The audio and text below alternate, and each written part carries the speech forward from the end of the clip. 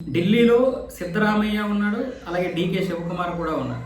ఈరోజు 11 గంటలకి అధిష్టానంతో అపాయింట్మెంట్ ఉంది సిద్ధరామయ్య గంట.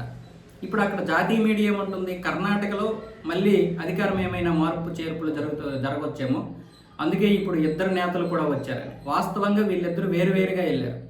అయితే అది అధిష్టానం ఇద్దరికి కలిసే రమ్మని చెప్పిందా, లేకపోతే వేరువేరుగా రమ్మందా, లేకపోతే ఒకరికి తెలియకుండా ఒకరు వెళ్ళారన్న విషయం అయితే తెలియదు. ఆ విషయాన్ని క్వశ్చన్ మార్క్తో జాతీయ మీడియా ప్రశ్నిస్తుంది, ఇద్దరు కలిసే వెళ్ళారా లేదని. అయితే మొన్న 20వ తారీఖుతోటే 3 సంవత్సరాలు పూర్తి అయిపోయాయి. ఆ నేపథ్యంలోనే ఇప్పుడు సిద్ధరామయ్య ఢిల్లీ వచ్చాడు. బహుశా మార్పులు కూడా జరగవచ్చు, అధికార మార్పిడి కూడా జరగవచ్చు. ఎందుకంటే డిప్యూటీ సీఎం కూడా వచ్చాడు కాబట్టి ఖచ్చితంగా డీకే శివకుమార్కి కర్ణాటక పగ్గాలు ఇచ్చే అవకాశాలు అయితే ఉంటాయని జాతీయ మీడియా రాస్తోంది. ఇక్కడ కర్ణాటకలో కూడా దీని గురించి పెద్ద చర్చ జరుగుతుంది.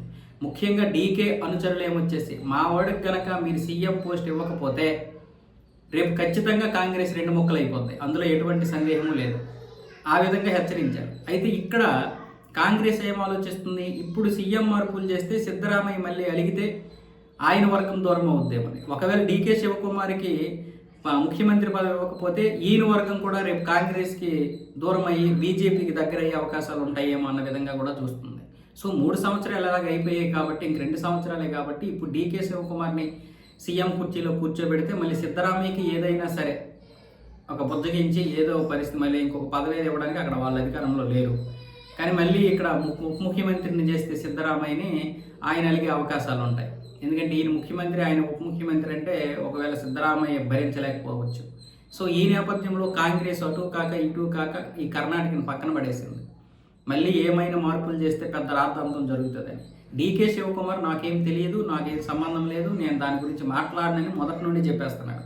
కానీ ఆయనకి ఉంది, ఆయనకి ముఖ్యమంత్రి అవ్వాలని ఉంది, మొదటి నుంచి ఉంది. కాకపోతే అధిష్టానం దీని గురించి మాట్లాడొద్దు అన్నారు కాబట్టి మాట్లాడడం లేదు. సిద్ధరామయ్య డైరెక్ట్గా మరి 5 సంవత్సరాలు నేనే ఉంటానని కాంగ్రెస్కి కూడా చెప్పేశాడు. అంటే మీడియా ముఖంగానే చెప్పేశాడు, ఈ 5 సంవత్సరాలు నన్ను వదిలేయండి, ఆ తర్వాత మీరు ఎవరినైనా కూర్చోబెట్టుకుంటే నేను సపోర్ట్ చేస్తాను అంటున్నాడు. సో ఈ నేపథ్యంలో వీళ్ళిద్దరూ ఇప్పుడు ఢిల్లీ వెళ్ళడం వల్ల దీనికి పెద్ద ప్రాధాన్యత సంతరించుకుంది. కాబట్టి వీళ్ళు ఢిల్లీ నుండి వస్తే కానీ అసలు విషయం ఏంటో తెలియదు.